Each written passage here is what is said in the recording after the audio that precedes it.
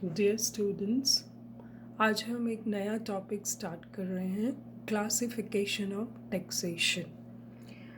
The discussion of public revenue will rather be incomplete without a detailed analysis of the types of taxation. There are a number of classification of taxation. तो हम start करते हैं classification of taxation on the basis of methods. यहाँ मैं आपको बताना चाहूँगी कि each country has its tax system varying from time to time. हर कंट्री अपना एक टैक्स बेस बनाती है, एक टैक्स सिस्टम बनाती है। इट इज़ नॉट नेसेसरी कि सभी देश एक जैसा टैक्स सिस्टम बनाए। It should suit there system on the basis of form, nature, aim, rate, and methods.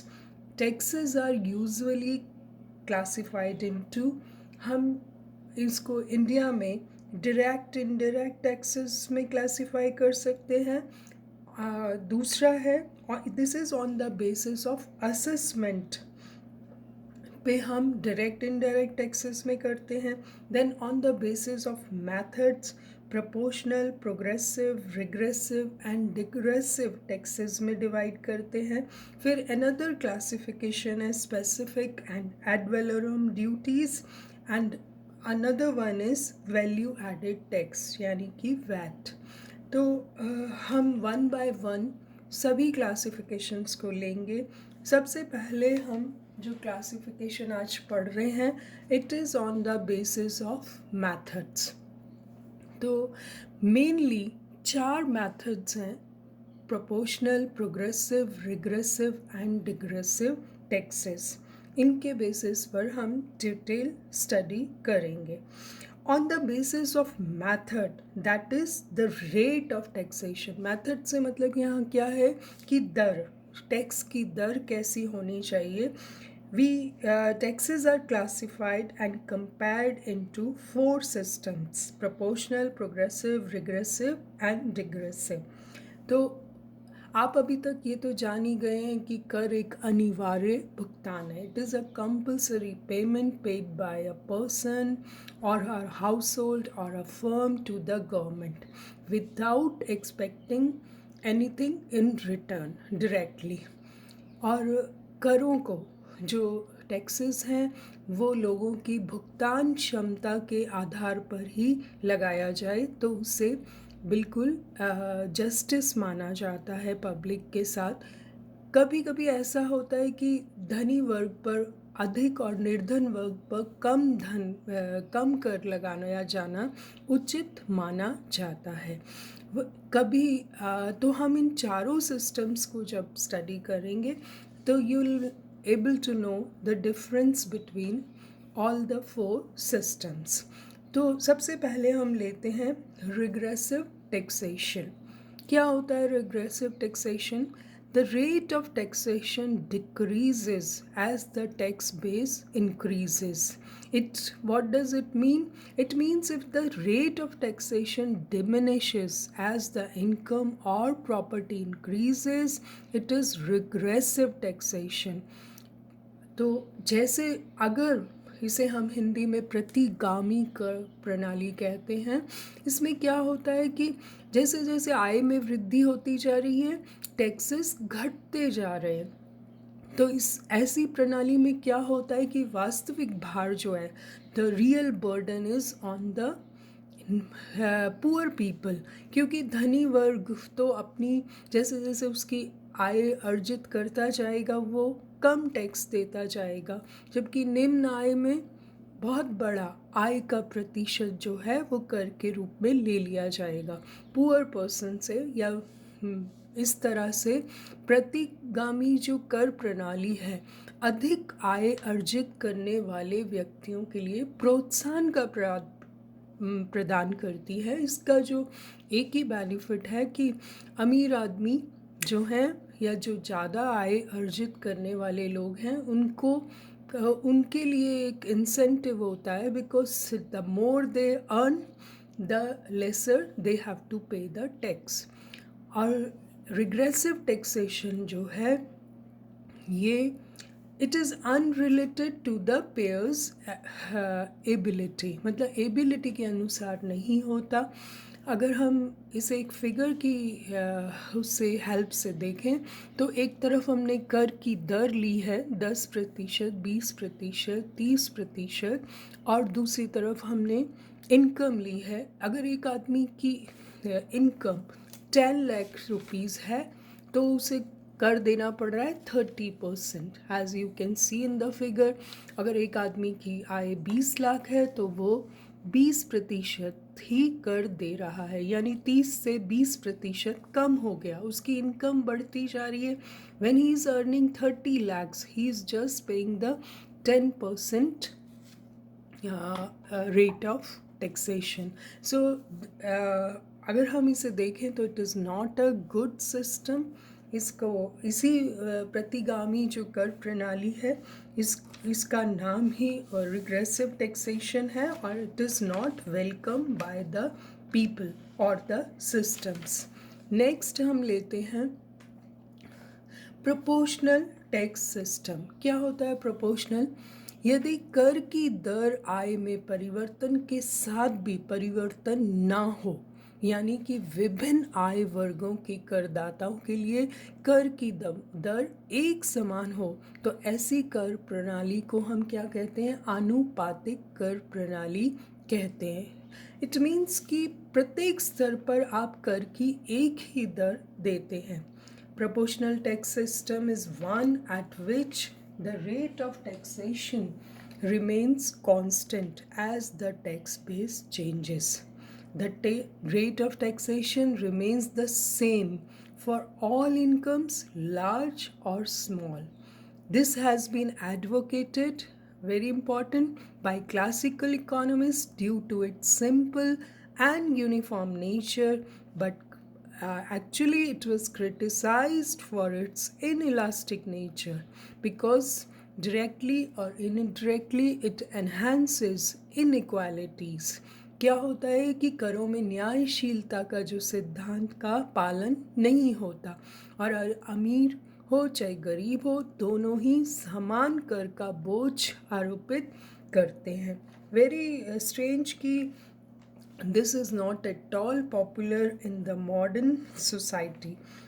अगर हम देखें तो प्रोपोर्शनल टैक्सेस को क्यों एडवोकेट किया गया, पहले let's understand it by a figure.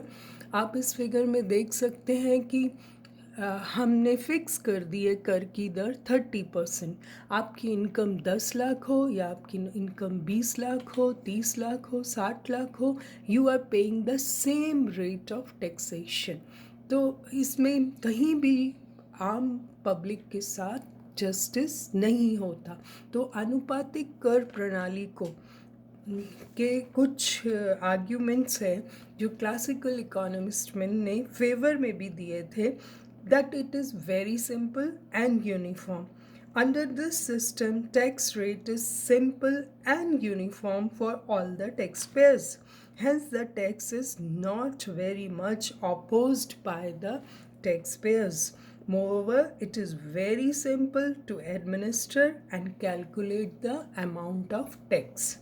बहुत आसानी से हम टैक्स की कैलकुलेशन कर सकते हैं. अदरवाइज़ बहुत कॉम्प्लिकेशन होती है कि 10 लाख वाला इतना देगा, 20 लाख वाला इतना, 30 लाख इतना. इसमें कोई भी कन्फ्यूज़न नहीं है.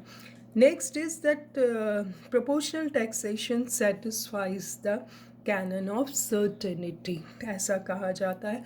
आपने कैनन्स पढ़े हैं तो अक्सर कभी कभी कॉम्पिटिटिव एग्ज़ाम्स में भी पूछ लिया जाता है कि कौन सा मेथड कौन से कैनन को सेटिस्फाई करता है. तो इसमें हम देखें तो proportional taxation satisfies the canon of certainty. Since each taxpayer pays a fixed proportion of income, it is just like a neutral tax, and it does not alter the relation between different income payers. चाहे 10 lakh income है आपकी, चाहे 60 lakh, you are paying the same tax. it will not adversely affect the saving and productivity activities in an economy. Argument given in favor of proportional taxation is that saving और productive activities जो हैं, उत्पादक activities जो हैं, वो economy में बिल्कुल भी अफेक्ट नहीं होती, क्योंकि adversely it will not adversely affect the willingness to work more and save more of the tax payers. Next जो दिया जाता है, proportional taxation will not disturb the existing allocation of resources of the economy. Why? The reason is that under proportional taxation, the same amount of purchasing power is taken out of the pockets of the taxpayers. जैसे कि आप जानते ही हैं, taxes को एक negative issue है, because it takes away the purchasing power from the consumer. उसकी pocket से पैसा निकल जाता है। तो sometimes it is very not good from the point of view of the market, because ये discourage करता है कंज्यूमर को अपना कंजम्पशन बढ़ाने के लिए। तो आनुपातिक कर प्रणाली के फेवर में ये पॉइंट दिया जाता है कि it takes the same amount of purchasing power from all the tax payers. कुछ जो आर्ग्यूमेंट्स हैं वो प्रोपोर्शनल टैक्सेशन के अगेंस्ट भी दिए जाते हैं, because the modern view is the rate of taxation should be progressive. उनके अनुसार मॉडर्न व्यू जो है वो अगेंस्ट में व्यू देता है कि it will not lead to equitable and just distribution tax burden. In reality it falls more heavily upon small incomes rather than the higher incomes. 60 lakh वाला तो 30% की दर से दे देगा, लेकिन 10 लाख वाले को it will be very painful to pay at the rate of 30%. Proportional taxation is inelastic in nature. आप देख ही सकते हैं कि ये एक ही दर से बढ़ रहा है, इसलिए it is inelastic in nature and uniform for all the levels of income. The government growing revenue requirements cannot be met from the proportional taxation. आप देख ही चुके हैं कि मॉडर्न गवर्नमेंट्स को कितना रेवेन्यू चाहिए, तो ये उस क्या को भी फुलफिल नहीं करता, उस प्रॉब्लम को भी सॉल्व नहीं करता। Proportional taxation does not help to reduce inequalities in the distribution of income. बहुत बड़ी प्रॉब्लम है किसी भी देश के साथ, किसी भी सिस्टम के साथ, टू रिमूव द इनइक्वालिटीज़। वो प्रोपोर्शनल टैक्सेशन बिल्कुल भी फुलफिल नहीं करता। The tax rates falls uniformly on rich and smaller groups alike. This type of taxation rather enhances the inequalities in the distribution of wealth. ऐसा कहना है उन लोगों का जो कि प्रोपोर्शनल टैक्सेशन सिस्टम को नहीं मानते, या उसको उनकी अब जो मॉडर्न व्यू है that is totally against the proportional tax system. हम कल बाकी के 2 सिस्टम्स पढ़ेंगे। Thank you so much.